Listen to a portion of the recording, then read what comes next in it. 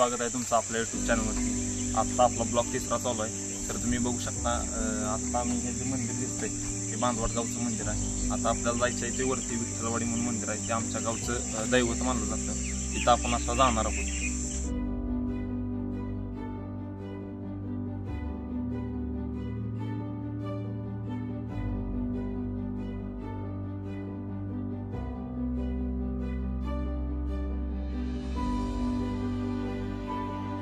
तर मित्रांनो आपण 4 ते 5 किलोमीटर अंतर काढून आपण साड्यावरती आलो। बघू शकता माग पाऊन चक्के हा पठारी बाग लागू असून इथं या गावचं नाव साडा वागत आहे।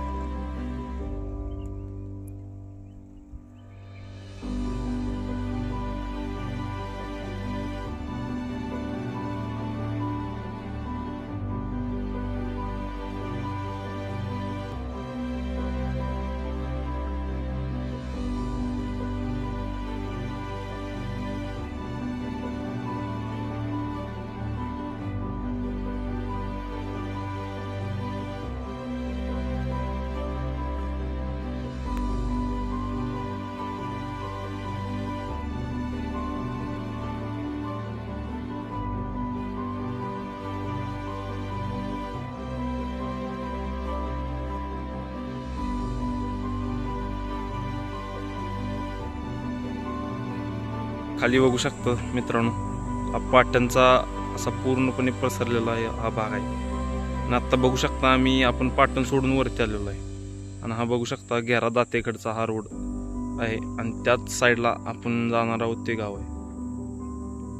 तर मित्रांनो आपण पाटण सोडून 7 ते 8 किलोमीटर आलेलो आहे। तर हा समोर बघू शकता हा घेरा दातेकड। मित्रांनो बघू शकता हे जे जंगल सह्याद्री व्याघ्र प्रकल्प आपला कुसवडे कारवड निसर्ग पर्यटन स्थळ युनेस्कोचा जागतिक नैसर्गिक वारसा हा व्याघ्र प्रकल्प पाटण तालुक्यातील हे जे जंगल दिसते आपल्या व्याघ्र प्रकल्पासाठी राखीव ठेवलं।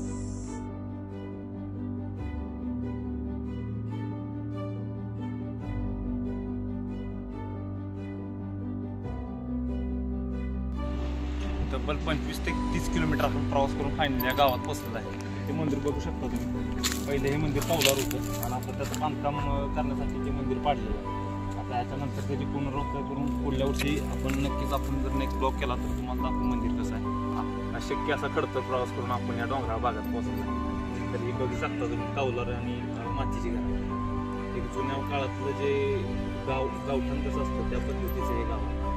आणि हे जे विठलाई आणि निनाई हे देवी आपल्या वडिलोपार्जित आपल्याला आमच्या गावाला जे चालत आलेलं आहे। दरवर्षीप्रमाणे सालाबादप्रमाणे गुढीपाडव्याला मराठी नववर्ष जेव्हा चालू होतं त्या दिवशी या गावची यात्रा असते।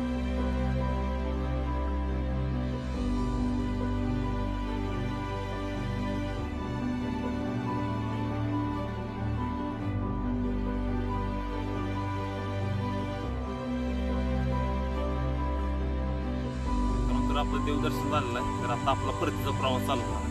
तर इथं दातेगड म्हणून आहे, तर आपण तिथं भेट देऊ नंतर जाणार। फायनल मित्रांनो आपण गडाच्या पायथ्याशी पोहोचलेलो आहे।